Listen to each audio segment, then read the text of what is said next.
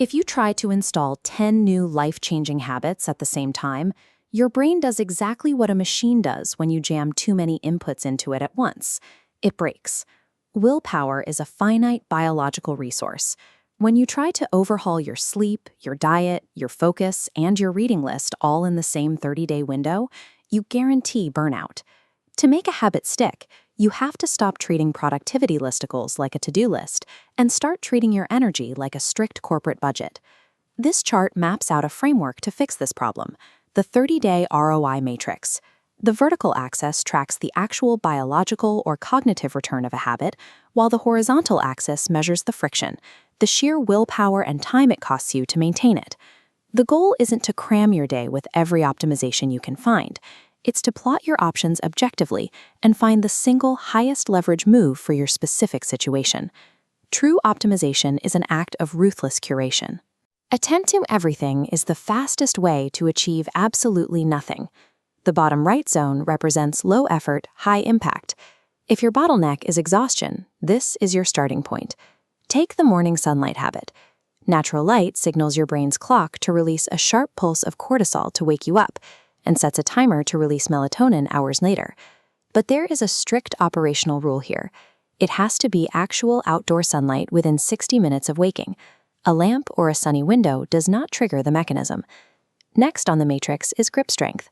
Large-scale studies show that hand grip is a highly accurate predictor of your systemic health, warding off heart disease and early death. The friction cost is practically zero. You keep a $10 hand gripper on your desk and squeeze it for a few sets while watching a screen or taking a phone call. We also place the hard wooden chair here. Sitting in a slightly uncomfortable seat keeps your nervous system mildly activated, which prevents your brain from winding down and measurably improves your rational decision-making. These biological baselines give you massive physiological leverage. Because they require almost zero cognitive drain, they are the perfect entry point if your willpower is currently depleted. Moving to the top right of this chart, we find the high-effort, high-impact zone. This is where you go for serious cognitive upgrades. Your brain is a terrible filing cabinet. It is designed to process complex thoughts, not to accurately store grocery lists or recall an article you read 3 weeks ago. History's greatest physicists understood this. They knew that memorizing data you can easily look up elsewhere is a total waste of mental RAM. Building a digital second brain in a tool like Notion or Obsidian requires intense upfront friction to set up and maintain. But once you do, your captured ideas start connecting on their own, generating new insights through combinatorial creativity. Then there is the Feynman technique. To rapidly learn complex material, you study it and then force yourself to explain it out loud as if you were talking to a 10-year-old. The moment you reach for a complicated word, you freeze. That freeze exposes the exact gap in your understanding, stripping away the illusion that you know the material just because you read it. Applying this technique sits firmly in the high-effort quadrant. The same applies to reading financial statements. Studying them gives you the rare ability to evaluate the health of any business. We also plot stress inoculation here, like taking cold showers or fighting the urge to scroll your phone upon waking.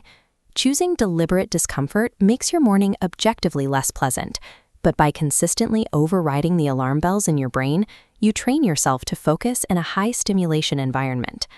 These systems demand massive daily discipline and offer zero immediate gratification, yet they are the only habits on the matrix that reliably compound into tangible market value. Focusing on the left side of this chart, we find the fringe optimizations. These are the habits that require immense effort, but offer highly speculative or erratic returns. Imagine walking through a shifting, unstable landscape, and then you suddenly recognize the illusion. You become fully, consciously self-aware while still asleep. Achieving a lucid dream requires a demanding waking regimen. You have to constantly pause throughout your day to perform reality checks, like inspecting your hands or reading a clock twice, until the habit bleeds into your sleep cycle. The theoretical payoff is high. Neuroscience shows you can use unconscious hours to fire neural pathways and physically rehearse skills. We also find peripheral vision training here.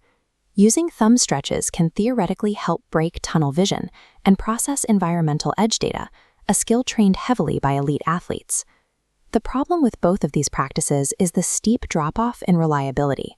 A 30-day window is rarely enough time to achieve practical mastery or see a consistent return. While they are fascinating for dedicated biohackers, these fringe tactics drain your finite willpower with no guaranteed return. For the average professional, they are an expensive distraction. Looking at this completed matrix turned into a decision tree, it becomes obvious that all life hacks are not created equal in cost or outcome.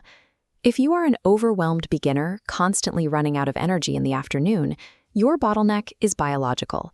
Ignore the complex cognitive systems entirely and focus on the baselines: morning sunlight, a hard chair, and grip strength. If your physical baselines are solid and you need professional leverage, your path leads directly to the cognitive heavy lifters. Accept the friction of building a second brain, reading financials, and applying the Feynman technique. Only look toward the fringe quadrant if you have already mastered your core routines and have a massive surplus of discipline to burn. Instead of becoming paralyzed by an endless web of possibilities, cut through the noise and surgically select the single path that serves your current reality. Your daily discipline is a strict budget. Spreading it thin across 10 different habits at once guarantees you will fail at all of them. Optimization has nothing to do with adopting every internet trend. It is simply about allocating your limited willpower to the one specific node on this matrix that directly removes your current bottleneck.